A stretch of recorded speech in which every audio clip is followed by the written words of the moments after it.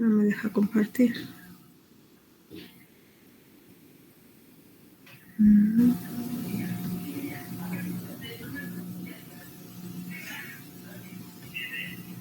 Ok. Vamos a recordar que estamos viendo. ¿Ahí ven la pantalla, muchachos? Sí, se ve. Ok, vamos a recordar entonces que estamos viendo los mecanismos que generan las enfermedades autoinmunes, que en pocas palabras es el rompimiento de los mecanismos de inmunosupresión, principalmente aquellos que tengan que ver con la producción, con la inmunosupresión en la producción de anticuerpos. La mayoría de las enfermedades autoinmunes se caracteriza por la presencia de autoanticuerpos. Entonces, pues fallan los mecanismos de inmunosupresión y en la mañana vimos que uno de los principales mecanismos era el rompimiento de la tolerancia central, porque escapan clonas autorreactivas a la periferia, porque no se seleccionaron adecuadamente aquellas que se tenían que seleccionar de forma negativa. Ese era un mecanismo y después vienen todos los mecanismos de interrupción o rompimiento de la tolerancia periférica con todo lo que ello significa. El romper la tolerancia periférica es que ninguno de los mecanismos inmunosupresores que vimos en el tema se estén activando, ¿ok?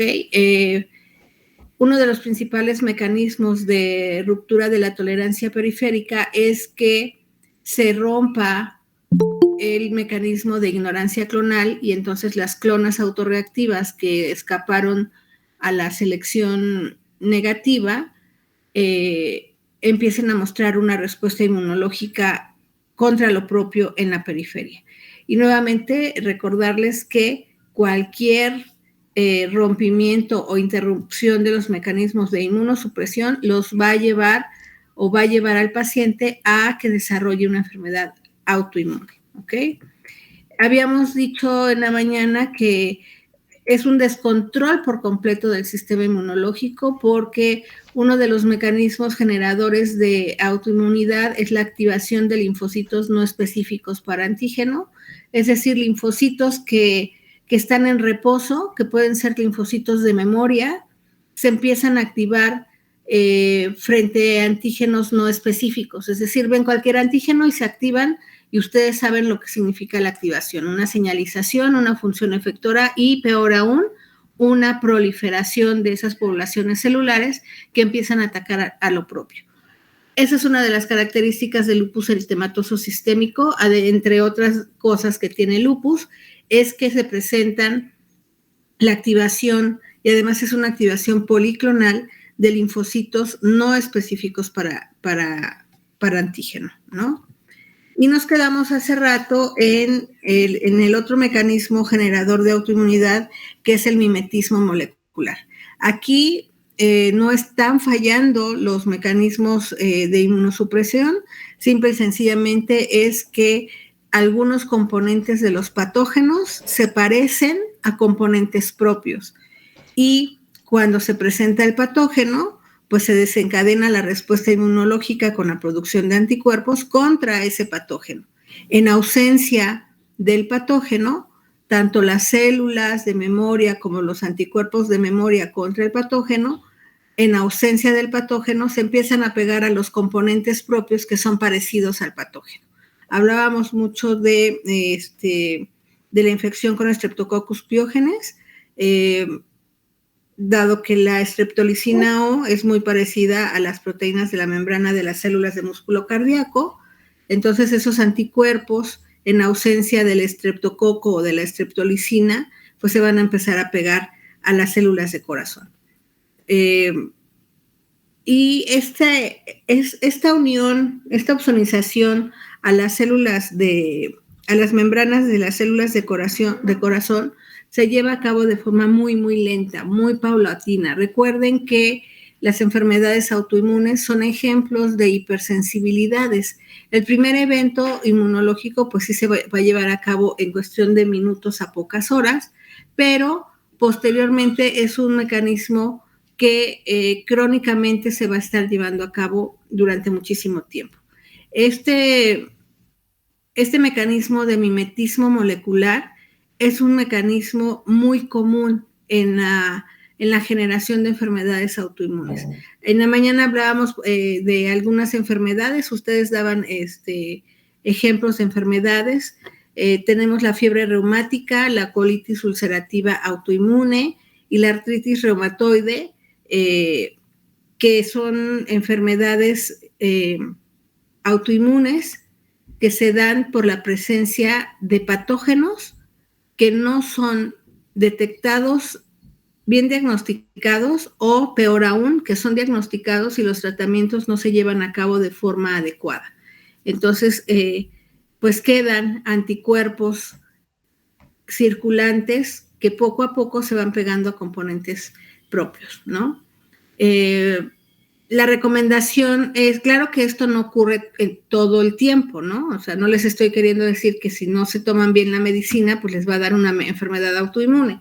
Sin embargo, la recomendación siempre es que procurar que el paciente termine todos los tratamientos de forma adecuada. El manejo de fármacos con antibióticos, por ejemplo, es un manejo delicado, porque estamos en la era de la resistencia antibacteriana.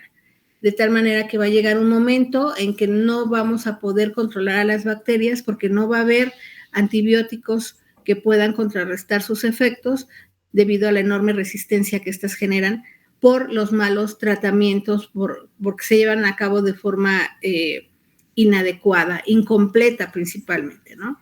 Entonces, hay que diagnosticar muy bien una enfermedad causada por un patógeno y hay que prescribir el tratamiento adecuado y hay que ser lo suficientemente suspicaces para responsabilizar al paciente o en este caso a los padres de los pacientes pediátricos de la importancia de culminar y de llevar a cabo los tratamientos de forma adecuada. ¿Ok? Entonces, esta es, en la mañana también una de sus compañeras hablaba de una bacteria que causa la gingivitis. Era está aquí la alumna, era gingivalis, no me acuerdo el género, era Aeromonas, no sé si Aeromonas gingivalis, que también podía producir una enfermedad autoinmune, ¿ok? Bueno, aquí les tengo información, por ejemplo, de la colitis ulcerativa autoinmune. Dice, la colitis ulcerosa solo suele afectar al revestimiento interno del intestino grueso, principalmente el colon y el recto. Hay diferentes variedades, desde moderada hasta grave. La colitis ulcerosa pone al paciente en mayor riesgo de desarrollar cáncer de colon. Entonces, es un tema delicado, porque no solamente estamos hablando de que se desarrolla la enfermedad autoinmune, sino que puede tener serias consecuencias como un proceso carcinogénico. La hepatitis autoinmune de etiología desconocida, es decir, no se sabe a ciencia cierta quién la causa, si una bacteria, si los virus de la hepatitis o bien una amibiasis hepática. Por eso es muy importante desparasitarse cada 6 meses, atender los problemas estomacales para evitar desarrollar estas enfermedades. La hepatitis autoinmune representa menos del 10% del total de las hepatitis crónicas. Eso son poquitas las que hay. De las que hay, el 10% serán autoinmunes. Se caracteriza, aunque no es indispensable para el diagnóstico, por la presencia de autoanticuerpos séricos y elevación de globulinas en sangre. Se describen 2 formas clínicas, la tipo 1 y la tipo 2. La tipo 1 se caracteriza por presencia de anticuerpos antinucleares, antimúsculo liso y antiactina. ¿Ok? Son generalmente anticuerpos de isotipo IgG. Entonces, vean cómo estos anticuerpos pues son anticuerpos antinúcleo, antimúsculo liso y antiactina, ¿no? Que se van a ir pegando a las células del hígado y bueno, lo van a poner en severo riesgo. El tipo 2 está asociada a anticuerpos antimicrosomales y antígeno frente al citosol hepático, es decir, se generan anticuerpos anticomponentes del citoplasma de los hepatocitos. Entonces, decíamos en la mañana, pues es el boletito de la lotería que se saca el paciente, ¿no? Porque pues es de muy mal pronóstico detectar en el suero del paciente que haya anticuerpos antimicrosomales o antimúsculo liso o antinúcleo o antiactina. ¿De acuerdo? Si tienen alguna duda, por favor, abren el micrófono y me dicen.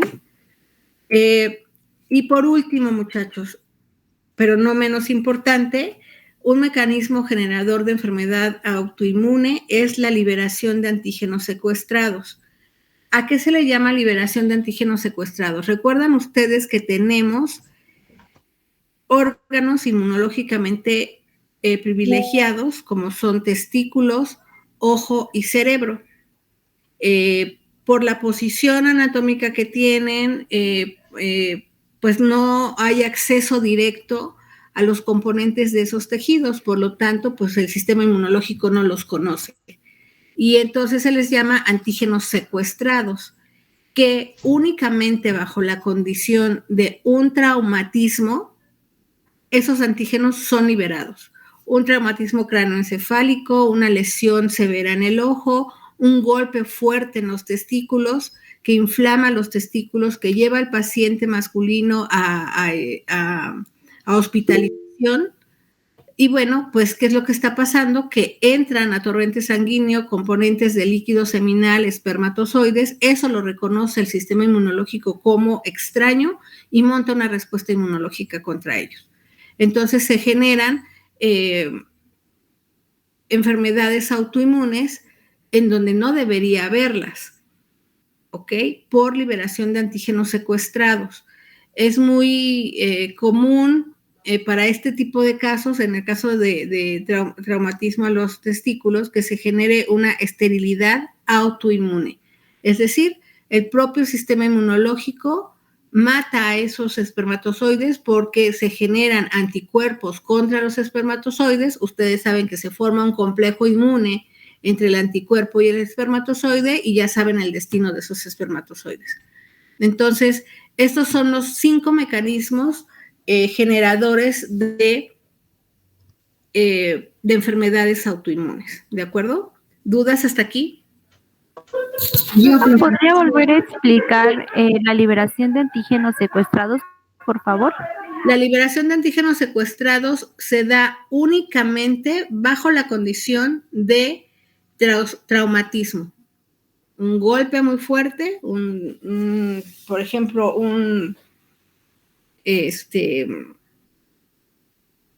ay, se me fue la palabra del cerebro, trauma cráneoencefálico, pero por ejemplo, craneoencefálico, en el cerebro, ¿cómo sería? En el cerebro, bueno, pues tenemos pacientes que sufren traumatismo craneoencefálico, queda expuesta la masa encefálica y el sistema inmunológico. Ahora, recuerden, ustedes saben mejor que yo, recuerden que hay, a ver si no lo pierdo, que hay irrigación, ¿no? Al cerebro. Entonces, pero esa irrigación está perfectamente bien controlada. Si hay un traumatismo craneoencefálico, ese rompimiento de vasos sanguíneos libera a las células del sistema inmunológico anticuerpos y entonces montan una respuesta contra todos los componentes de la masa encefálica. Y entonces, además de que tiene un traumatismo craneoencefálico el paciente, empieza a desarrollar una enfermedad autoinmune por tener componentes que están reaccionando contra el cerebro. Entonces, además del traumatismo, tiene una inflamación severa en el cerebro. Evidentemente, este tipo de pacientes con traumatismo cráneoencefálico, pues es difícil que sobrevivan, ¿no? ¿De acuerdo? Ok, gracias. Y Tania. Entonces, profa, por ejemplo, cuando se refieren, no sé, de que, ay, es que a partir de tal golpe le dio tal enfermedad o le dio cáncer, ¿esto también puede ser por la liberación de antígenos secuestrados?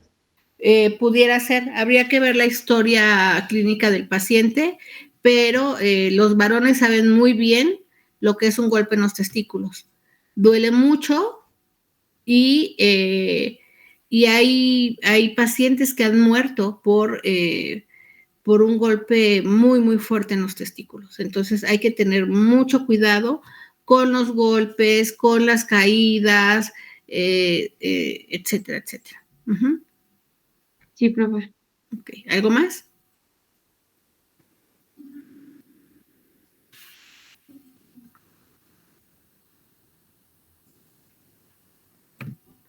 Bueno, ahora, la parte genética del desarrollo de las enfermedades autoinmunes. Aquí tenemos una predisposición genética por presencia de ciertos alelos de HLA. Cuando se habla de predisposición genética, hay que entender muy bien el término, muchachos. La predisposición genética es una probabilidad. Y generalmente el mexicano, cuando se le habla de predisposición genética, el mexicano lo asocia a te va a dar o ya tienes. Y no, no es así.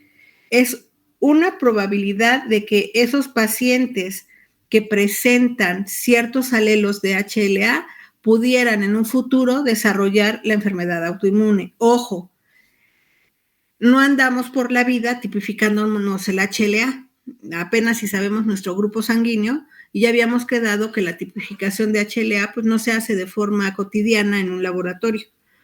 Entonces, hay varios alelos que predisponen para el desarrollo de enfermedades autoinmunes. Por ejemplo, la espondilitis anquilosante. ¿Alguien sabe qué es la espondilitis anquilosante?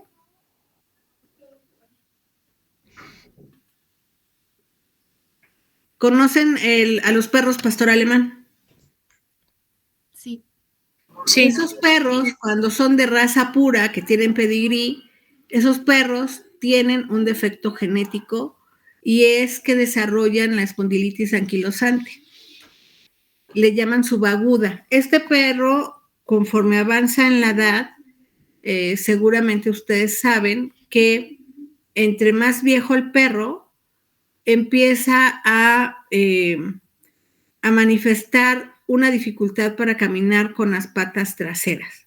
Empieza a arrastrar las patas y posteriormente hay una desviación de la cadera del perro y el perro termina por postrarse, por no poder caminar, y es necesario llevar al perro a que lo sacrifiquen, porque es muy doloroso para el animal estar en esa condición, ¿ok? Es una enfermedad autoinmune que desarrolla el perro, principalmente la raza de pastor alemán, y pues eso nos habla de que la raza es pura, porque genéticamente traen esa afección en ese gen. Bueno, en el humano, pues también se puede desarrollar la espondilitis anquilosante subaguda y está relacionada a la presencia del alelo HLA-B27. ¿Qué tipo de molécula es esa, muchachos?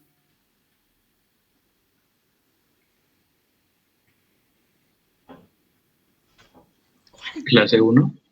Es clase 1. Y vean, dice, por ciento de aparición en pacientes de raza blanca, el 90% de pacientes de raza blanca expresan alelo B27. Y dice, por ciento de aparición en controles sanos de raza blanca, el 8% de pacientes sanos que no desarrollaron espondilitis anquilosante, el 8% tienen el alelo B27. Pero del 90% de los pacientes de raza blanca que desarrollaron la enfermedad de espondilitis anquilosante subaguda presentan el alelo B27. Entonces está muy relacionada el factor genético, que es la presencia del alelo. Hay otras enfermedades como por ejemplo el síndrome de Reiter, que también está asociado al alelo B27. Hay espondilitis asociadas a enfermedades intestinales y también tiene que ver con alelo B27 y es un 50% de los pacientes que desarrollan esas enfermedades que tienen el alelo B27. Por ejemplo, de las enfermedades autoinmunes más comunes, como la artritis reumatoide, lupus eritematoso sistémico, esclerosis múltiple, diabetes juvenil tipo 1, están relacionadas con la presencia de alelos de HLA-DR4, 3 y 2. ¿Qué tipo de molécula es? De clase 2, ¿no? De clase 2. Y vean que los porcentajes que se presentan en estos pacientes son altos, 50%, 70%, 45%, 60%, 75%. Quiere decir que la carga genética es muy importante. Vean que del 100% de pacientes que tienen artritis reumatoide, el 70% presenta el alelo DR4. El otro 30% no lo presenta. No tiene que ver con la presencia del alelo, pero la carga genética es muy fuerte porque el porcentaje de presencia de este alelo es al 70%. ¿Ok? Entonces, por ejemplo, en diabetes juvenil tipo 1, vean que el porcentaje de aparición en pacientes de raza blanca es del 75%. El 75% de los pacientes que desarrollan diabetes juvenil tipo 1 presentan alelo DR4. Entonces, aquí, insisto, en niño pedorro, la presencia del alelo DR4. ¿Ok? Y le damos frijoles, el factor ambiental. ¿Cuál es el factor ambiental en este caso? La dieta, ¿ok? Tenemos pacientes diabéticos que no siguen una dieta adecuada y que piensan que con el medicamento se van a controlar bien, pero aunque tomen el mejor medicamento del mundo, si no controlan el estilo de vida y el factor ambiental que es la dieta, difícilmente el medicamento, por muy bueno que sea, les va a ayudar. Entonces, es muy importante asociar la presencia de ciertos alelos de HLA en el desarrollo o en la predisposición para el desarrollo de las enfermedades autoinmunes. Aquí la predisposición es muy alta, porque el 50, el 70, vean, en espondilitis anquilosante, el 90% de los pacientes que desarrollan esta enfermedad están relacionados con la presencia del alelo B27. Entonces, pues, insisto, es un boleto de lotería el que uno se puede sacar, porque, insisto, no andamos por la vida tipificándonos el HLA para ver si mi novio, mi pareja, mi novia, la persona con la que pienso hacer una vida más adelante, tenga la presencia de ciertos alelos y que pueda estar predispuesto a desarrollar una enfermedad autoinmune. Menos volteamos a ver a los familiares, ¿no? Si hay enfermedades autoinmunes dentro de la familia. Porque entonces la carga genética es muy fuerte y ahí nos está diciendo que la prevalencia y la predisposición es mucho más alta que en otros casos. ¿De acuerdo? ¿Dudas? ¿Dudas con la predisposición genética a través de la presencia de ciertos alelos de HLA para la predisposición en el desarrollo de enfermedades autoinmunes? Bueno, yo más o menos una duda, profa, es que yo había leído que un ejemplo de estas también podía ser la leucemia, que en este caso sería pues afectado en parte genética del cromosoma Filadelfia, que es también, como por así decirlo, el cromosoma 9 o 22. Uh-huh. ¿Es algo igual o relacionado a esto, profa? No, porque la leucemia, recuerden que es un cáncer. Y en un cáncer estamos hablando de proliferación celular descontrolada, ¿ok? Aunque también vamos a ver cuando revisemos el tema de cáncer que todos tenemos una fuerte carga genética que nos puede llevar a la posibilidad de desarrollar un proceso carcinogénico. Que bueno, ahora que entremos al tema, pues les diré que Ustedes saben que la esperanza de vida ha aumentado y con ello, pues el riesgo a desarrollar otras enfermedades o enfermedades nuevas o desarrollar cánceres que antes no se desarrollaban cuando vivíamos en la cueva o en la época de los romanos, ¿no? Por ejemplo. Pero eso lo hablaremos en el tema de cáncer. Pero, contestando un poco a tu pregunta, pues sí, también hay una fuerte predisposición genética para desarrollar procesos cancerígenos, pero no tiene que ver con el desarrollo de enfermedad autoinmune en este caso. Para el caso que tú mencionas, sí está relacionado para la prevalencia de una leucemia. Ok, profa. ¿Ok? Profa, ¿Sí? ¿lo mismo pasaría con la diabetes tipo 2? También habría una prevalencia genética, Lo mismo. pero que no tiene que ver directamente con la autoinmunidad. Lo mismo, por ejemplo, ustedes saben que existe la diabetes mellitus gestacional.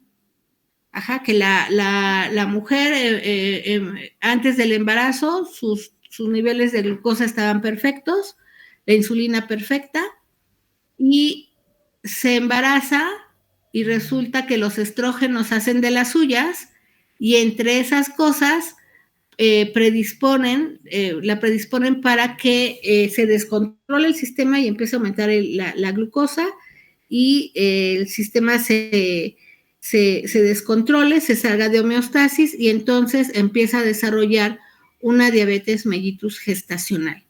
En la mayoría de los casos, ahora ya saben que las embarazadas pues, tienen su chiste, ¿no? Con el pretexto de que están embarazadas y que son muy consentidas y demás, pues descuidan la dieta. Y entonces, si no son disciplinadas y no comen adecuadamente bien, pues entonces están comiendo cosas con grasa, con carbohidratos, que se va a sumar ese factor ambiental, se va a sumar a la predisposición genética. De esas mujeres embarazadas que desarrollan diabetes mellitus gestacional, el 90% de ellas tiene un alelo HLA-DR34, me parece, que las va a predisponer aún más al desarrollo de la diabetes mellitus unido al factor ambiental que es la dieta pésima que llevan, ¿ok? En la mayoría de los casos, estas mujeres una vez que paren, pues los niveles de glucosa vuelven a bajar, se liberan de la diabetes mellitus gestacional y no hay problema. Pero si de estas mujeres que están pariendo, que se esperaría que los niveles de glucosa mejoraran y que se liberaran de la diabetes mellitus gestacional, resulta que algunas de ellas presentan el alelo HLA-DR34. Entonces, un pequeño porcentaje de ellas no va a poder controlar ni bajar los niveles de glucosa y entonces van a desarrollar la diabetes mellitus autoinmune, ¿ok? Y pues tiene que estar diagnosticada y evidentemente tiene que estar bien tratada esa paciente. Entonces, ahora sí que embarazadas vemos, pues diabetes mellitus gestacionales no sabemos y diabetes mellitus autoinmunes post-embarazo, pues no sabemos, ¿ok? Entonces, esto ¿cómo lo podemos controlar? ¿Cómo lo podemos saber? Vigilando a la paciente y mucho más si ha desarrollado una diabetes mellitus gestacional, ¿ok? Entonces, la prevalencia y la probabilidad, la predisposición genética, pues es elevada, ¿ok? ¿Quién había levantado la mano? Por aquí leí, pero ¿alguien más? Creo que había sido esta Yasmín. Pero ya te pregunto. Ay, es que ya había bajado creo la mano. Ah, ok. ¿Algo más?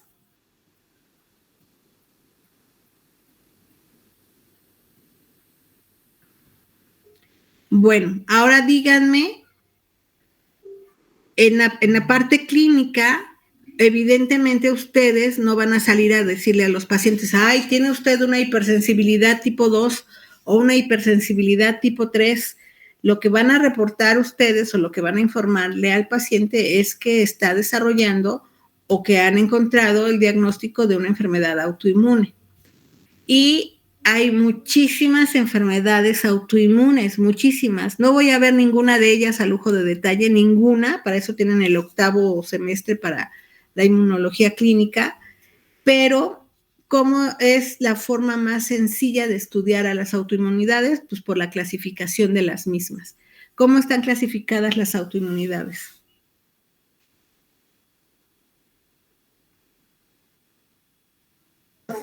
Yo encontré que en enfermedades autoinmunitarias sistémicas y de órganos específicos. Son sistémicas y órgano específicas. Las órgano específicas, ¿en qué se dividen?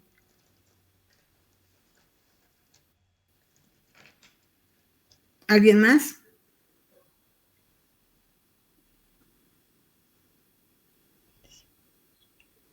Yo tengo que se divide en tiroides, en el sistema nervioso, en músculo, en corazón, en estómago, en intestino, en páncreas, en piel, en hígado y en hematológicas. Ok, ¿alguien más? ¿Alguien más?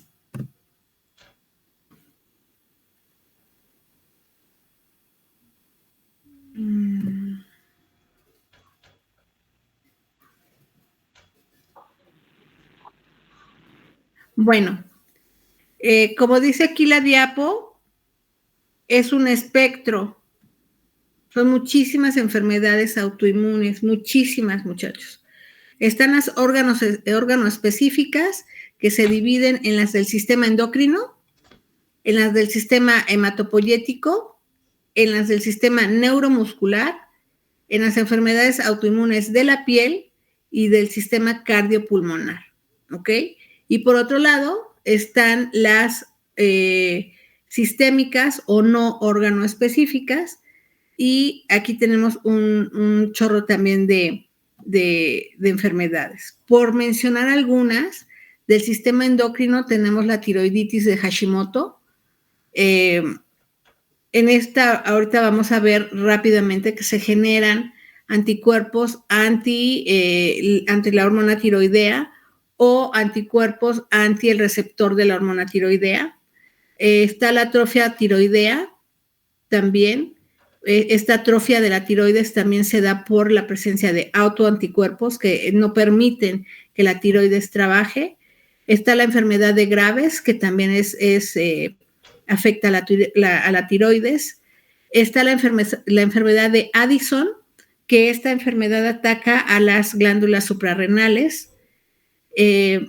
Fíjense también, hay una menopausia prematura, que se generan anticuerpos contra las gónadas, contra los óvulos, contra ovarios, ¿ok? Hiperglucemia autoinmune afecta al páncreas, diabetes mellitus autoinmune, también al páncreas, y la orquitis autoinmune, que es la que hablábamos hace rato, que es una esterilidad autoinmune que se genera en los varones por traumatismo, por liberación de antígenos secuestrados debido al traumatismo en los testículos, ¿ok? Por mencionar algunas. Del sistema hematopoyético tenemos anemia perniciosa, anemia hemolítica autoinmune, que son anticuerpos que se generan contra los glóbulos rojos. Entonces, recuerden ustedes que si hay anticuerpos contra glóbulos rojos, se forma un complejo inmune con los glóbulos rojos y ustedes ya saben bien el destino de esos glóbulos rojos una vez que forman un complejo inmune.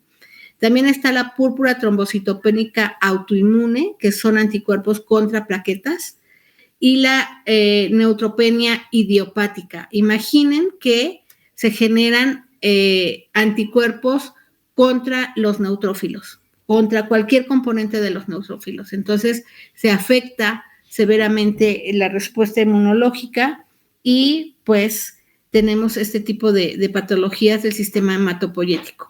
En el sistema neuromuscular, por mencionar algunas enfermedades, está la miastenia grave y la esclerosis múltiple. Son enfermedades muy, muy crónico-degenerativas, que ya hablaremos de ellas muy poquito en las siguientes diapositivas. De la piel está el pénfigo vulgar y el pemfigoide. Del sistema cardiopulmonar está la enfermedad del síndrome de Goodpasture. En las órganos no específicas, o mejor dicho, las sistémicas, tenemos de todo. Tenemos síndrome de nunca lo puedo pronunciar bien, síndrome de Sjögren. Este síndrome está caracterizado por artritis, parotiditis y queratitis.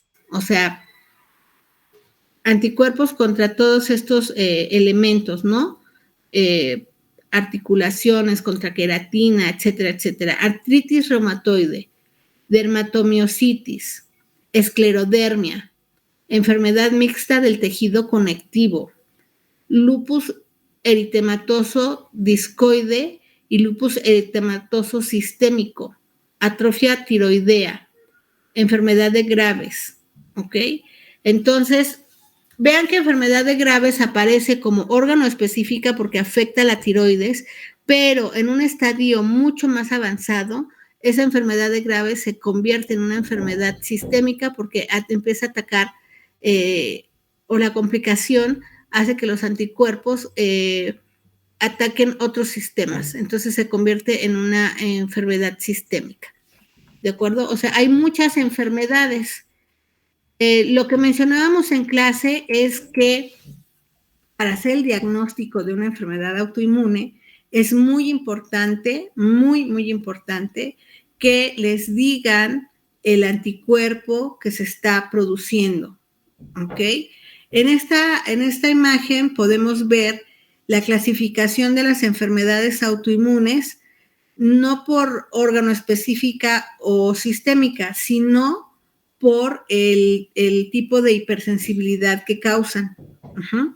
Recuerden ustedes que la hipersensibilidad tipo 2 es una hipersensibilidad que se le conoce como citotóxica, porque lo que más abunda histopatológicamente hablando es una ADCC.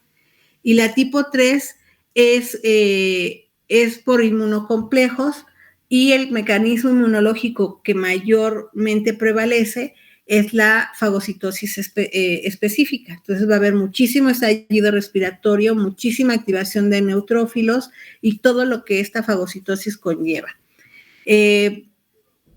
Por ejemplo, todo lo que es anemia hemolítica autoinmune, púrpura trombocitopénica autoinmune, síndrome de Goodpasture, pénfigo vulgar, fiebre reumática aguda postestreptococos, enfermedad de Graves y miastenia grave, son ejemplos de hipersensibilidades tipo 2, ¿ok?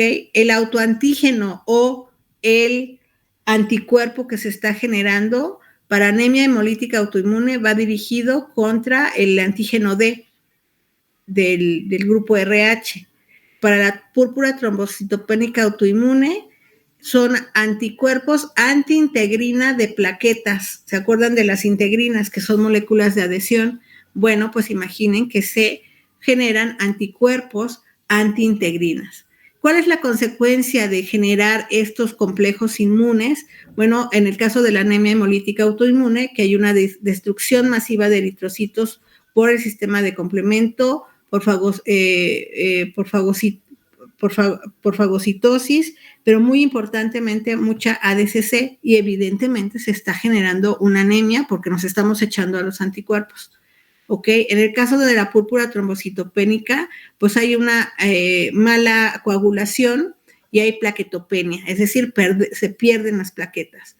El síndrome de Goodpasture son anticuerpos que van dirigidos contra las fibras de colágeno tipo 4. Ustedes saben muy bien que hay varios tipos de colágeno, que nuestro tejido conectivo está formado por varios tipos de colágeno. Bueno, pues estos anticuerpos atacan principalmente a las fibras de colágeno tipo 4.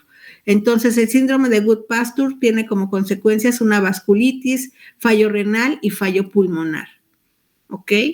El pénfigo vulgar son anticuerpos anticaderina epidérmica, es decir, contra moléculas de adhesión. La caderina es una molécula de adhesión, y una de las consecuencias es que salen ampollas epidérmicas. Son pacientes que desarrollan ciertas ampollas en la piel y no pueden llevar una vida adecuada, pues porque es molesto y doloroso, principalmente muy doloroso. Fiebre reumática aguda post-estreptococos aquí es un mimetismo molecular, porque los anticuerpos que se generan van dirigidos contra las células de músculo cardíaca por mimetismo molecular o reacción cruzada.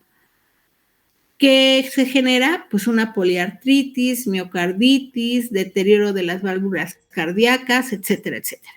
La enfermedad de Graves es anticuerpos que van dirigidos contra el receptor de la hormona estimulante de la tiroides y lo que va a dar es un hipertiroidismo, pero es un hipertiroidismo relacionado a una autoinmunidad. Miastenia grave es un anticuerpo que se dirige contra el receptor de acetilcolina.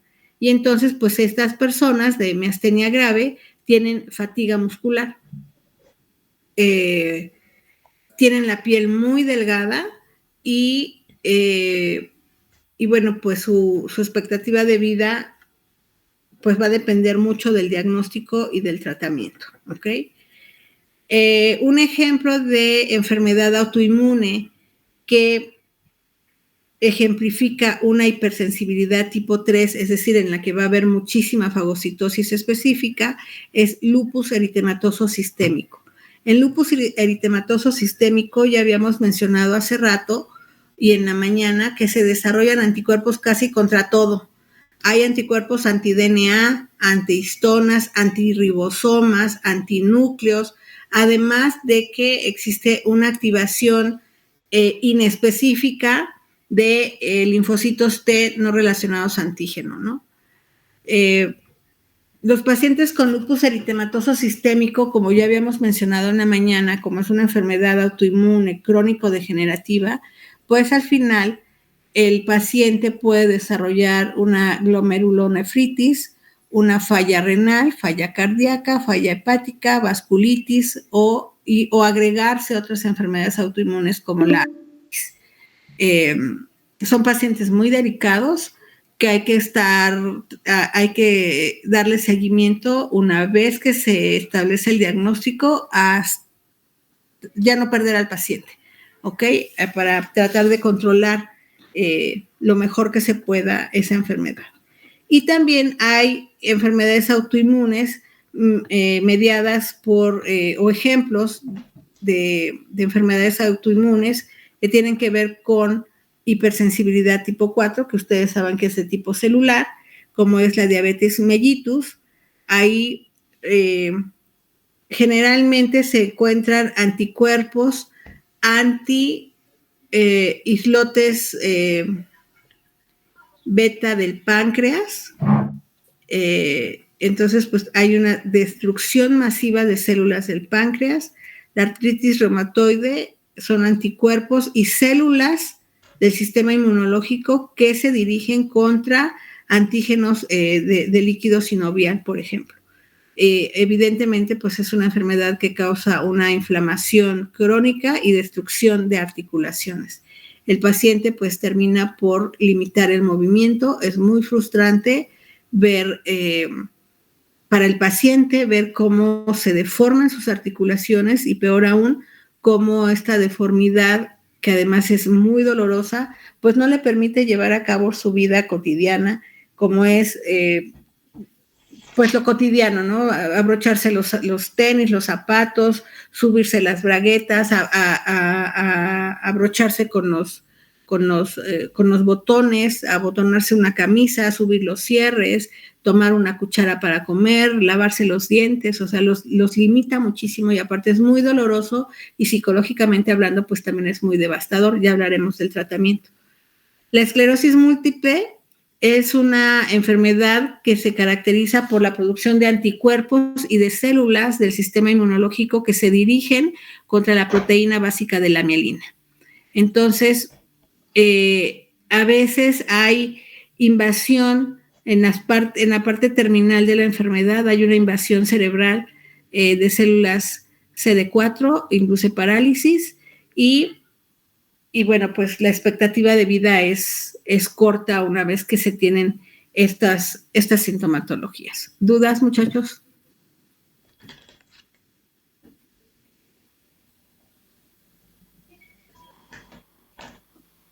No, profe. Ahora, hablábamos en la mañana, ¿cómo lo diagnostican?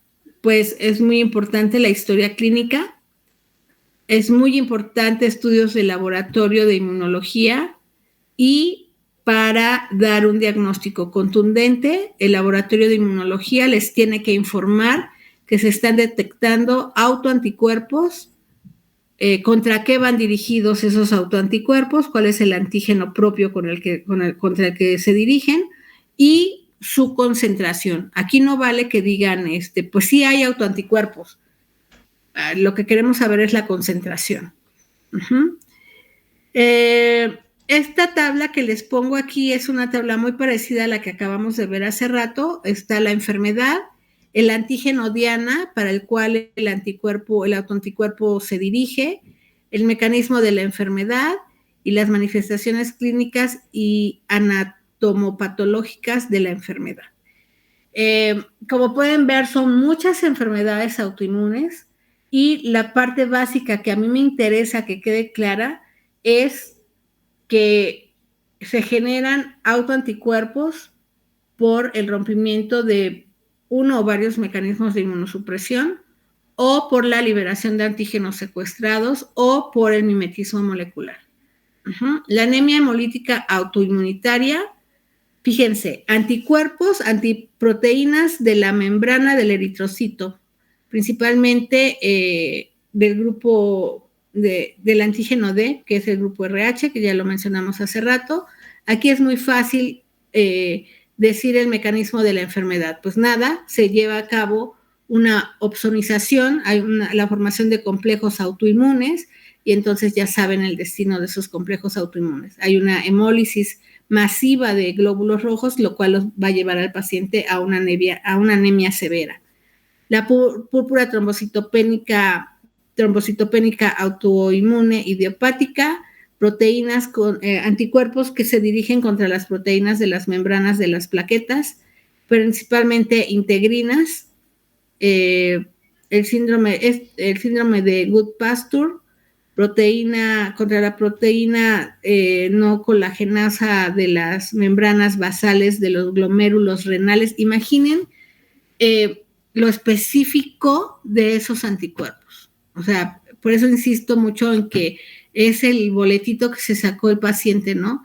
¿Cómo se generan esos anticuerpos? Bueno, sabemos cómo se generan, ¿no? Por la falla de los mecanismos autoinmunes, de los mecanismos de inmunosupresión, pero cómo esos autoanticuerpos se dirigen específicamente hacia sitios muy, muy específicos. Por ejemplo, las membranas basales de los glomérulos renales y alvéolos pulmonares. Entonces, el pronóstico, una vez que ustedes leen este diagnóstico, pues el pronóstico del paciente es de cuidado y todo va a depender de cómo se controle la enfermedad. Uh-huh. Hay una inflamación mediada por el complemento y receptor para el dominio, para la fracción FC, esto ya ustedes lo saben. Hay nefritis, hemorragia pulmonar, etc. La enfermedad de Graves, que es un hipertiroidismo autoinmune, pues el anticuerpo va dirigido contra el receptor para la hormona estimulante de la tiroides, y pues da hipertiroidismo. Miastenia grave, ya dijimos que anticuerpos contra el receptor para acetilcolina, y miastenia grave está caracterizada por una debilidad muscular y o parálisis. El pénfigo vulgar, proteínas en uniones intercelulares de células epidérmicas, donde se unen las células, ahí se generan anticuerpos contra esas uniones y hay una desmogleína que es la que pega a estas células, entonces los anticuerpos se dirigen contra la desmogleína y quedamos que estos pacientes desarrollan ampollas muy, muy dolorosas. La anemia perniciosa, pues hay anticuerpos contra diversos factores intrínsecos de células parletales gástricas que van a terminar por causar una anemia, y pues hay no se lleva a cabo una adecuada eritropoyesis y al final pues el paciente desarrolla una anemia porque no hay un controlador en esa eritropoyesis. Fiebre reumática, híjole, aquí hay cuerpos hay mimetismo molecular, que fue lo que explicamos en la mañana, y generalmente se desarrolla miocarditis autoinmune y artritis autoinmune, ¿no? Entonces, todas estas enfermedades las van a ver a lujo de detalle cuando les toquen materias, cuando vayan a endocrinología, por ejemplo, o a neumología, y nuevamente en octavo semestre cuando vean inmunología clínica. Aquí solamente es ver el tipo de autoanticuerpo, contra qué va dirigido y la consecuencia de la presencia de estos anticuerpos. Aquí, yo tengo una duda. Adelante. En la diapositiva anterior con la anemia perniciosa, no se puede tratar administrando la vitamina B12 porque tenía entendido que era eso. Esa es una que se puede tratar y otra es la autoinmune, que sería pues contra el factor intrínseco para que no se absorba la B12. Pues sí, o sea, sí lo puedes tratar, pero para controlarlo, pero tú lo tratas, pero no estás tratando el origen. El origen es la generación del autoanticuerpo contra estos componentes, ¿estamos de acuerdo? Entonces, tú puedes dar vitamina B12, puedes dar tratamiento para el factor intrínseco y puedes controlar muy bien al paciente, casi que de por vida, y lo vamos a alejar de la cronicidad, de que haga un evento al final de daño sistémico y que el paciente muera. Lo puedes controlar perfectamente bien, pero la clave para controlarlo perfectamente bien es el diagnóstico oportuno. A veces